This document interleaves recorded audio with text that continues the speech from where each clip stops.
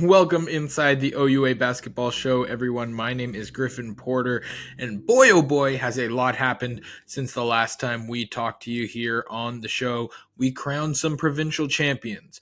We sent teams off to the Final Eight. U Sports gave out some awards, and we played some quarterfinals. We're going to get you caught up on all of it.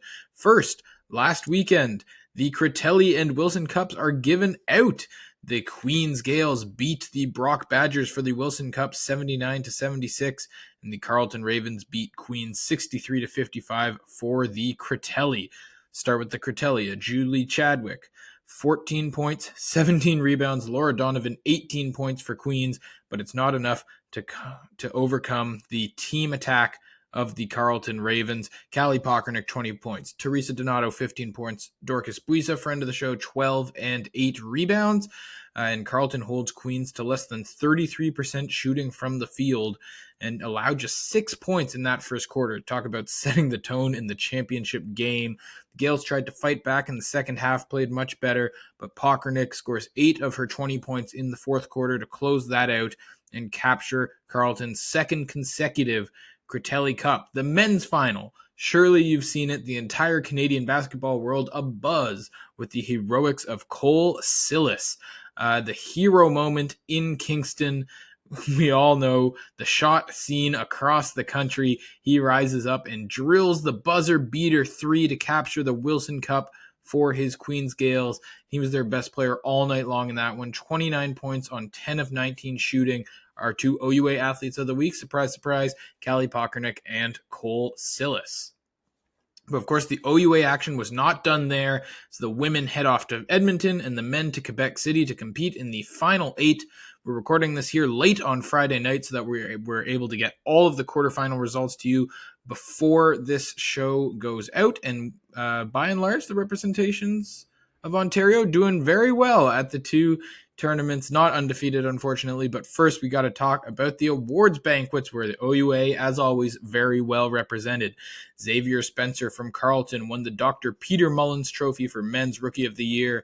Lucas Sillis, the Defensive Player of the Year, and he was joined by U of T's Callum Baker on the first team All-Canadian, while Tay Donald and Brock Newton were named to the second All-Canadian team. Congratulations to all four of those gentlemen.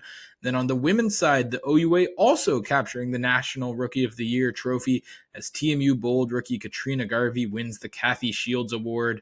And you got to look at the All-Canadian teams, and you're going to see a lot of friends of the OUA Basketball Show on those women's teams, along with Brock Newton on the men, Madeline Weinert and Julia Chadwick, both named first-team All-Canadian, and our unofficial guest from our Capital Hoops preview, Callie Pockernick, All-Canadian second team. Congratulations to all of the OUA award winners and all the award winners from all the conferences. We're here to celebrate everyone. On to the quarterfinals. That's what we're here. We're here to talk basketball. On the women's side, both OUA teams are through to the semis, and it's thanks in large part to the two players that we have been talking about all year long. Callie Pockernick, 25 points on 5 of 7 3-point shooting for Carleton. Julia Chadwick, 25 points and 27 rebounds. 27 rebounds for Queens. The Gales beat the St. Mary's Huskies 69-54, and the Ravens beat the UFV Cascades 75-58. So that sets up a pretty familiar clash for OUA fans in the semifinals. It's Carleton and Queens once again, and I think we all know the history at this point, but just in case you don't, just in case you're new here, Carleton beats Queens in the OUA final and the national championship in 2023. Carleton beats Queens in both regular season games this year, and Carleton beats Queens in the Critelli Cup final in 2024. The Ravens have absolutely had the Gales' number.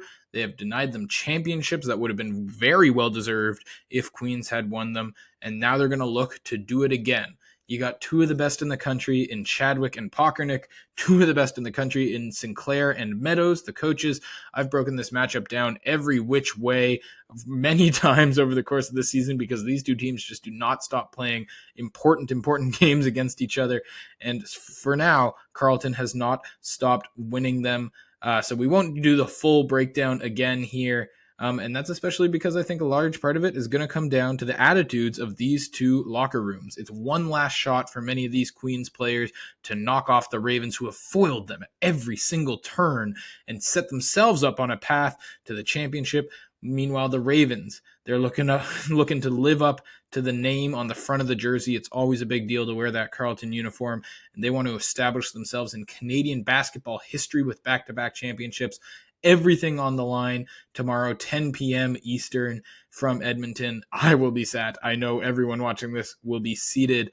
It's going to be a can't-miss game. And speaking of can't-miss games, we'll get to the men's side now. Unfortunately, we will start with the Brock Badgers, who fell tragically to the Silas buzzer beater in the Wilson Cup final. And then their Cinderella season finally comes to an end tonight as they lose to Dalhousie 73-46.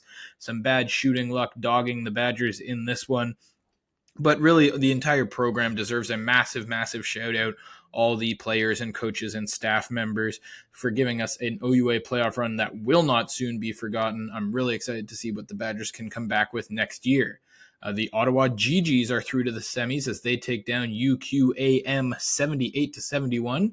Brock Newton, the first team All-Canadian, leads the way for Ottawa. The second team All-Canadian leads the way for Ottawa. 23 points for him, and shocker, I hope you're all holding on to your hats for this one. It was an efficient 23 points, 11 of 18 from the field. And as a reward for their big win, who did the GGs get in the semifinals? Why, of course, the seemingly unbeatable Queens Gales, who just cannot stop giving their fans and basketball fans everywhere absolute heart attacks. Queens wins their quarterfinal 77-76. Cole Silas rejecting the last chance buzzer beater shot for the Winnipeg Westmen. He said, "I'm the one who hits game-winning buzzer beaters around these parts, not you, Winnipeg." But it's Cameron Bett who leads the way for the Gales in the box score with 16 points, including a buzzer beater 3 to end the first half. That turned out to be pretty important when you consider they only won by 1 point. And so it's the Gales and the GGs with a trip to the championship on the line. Now, they didn't meet in the OUA playoffs, of course. Brock took away that matchup from us, but they did all the way back in January, where the Gales beat Ottawa 96-95. I know what you're thinking. Queens in a one-possession game? Impossible, but it really did happen. And don't be too skeptical, because they also played in February, where Queens won in overtime by 1 point. These two teams have played each other twice, and Queens has 2 1-point wins. Queens just cannot lose in close games. Ottawa, one of the best teams in the country, has given the Gales everything they can handle. This is also going to be must-see television tomorrow from Quebec City. And as we know from the women's game, that's also must-see. 2 must-see games. The OUA continues to treat us all with fantastic basketball. I cannot wait to watch tomorrow, and we will be back next week, hopefully celebrating a couple of OUA national championships with some great guests. But for now, enjoy the semifinals, enjoy the finals. We're guaranteed an OUA representative in each of them, so make sure to tune in. And thank you all for tuning in to the OUA Basketball Show.